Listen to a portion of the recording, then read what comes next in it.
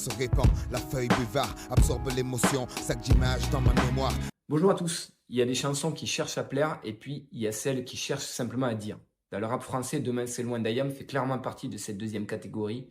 9 minutes, pas de refrain, un seul récit, continu, tendu, comme un train lancé dans la nuit sans arrêt prévu. Aujourd'hui, je vous propose de revenir sur ce morceau hors norme, comment il est né, comment il est construit, ce que ces mots racontent et pourquoi, près de 30 ans plus tard, il reste aussi puissant.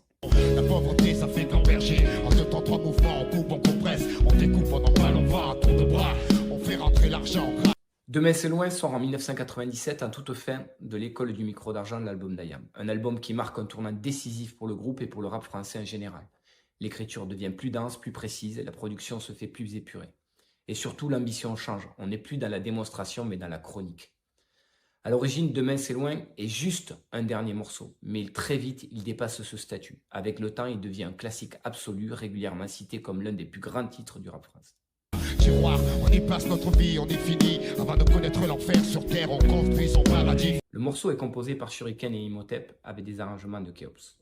Et fait intéressant, au départ, Demain c'est loin n'est pas pensé pour Ayam.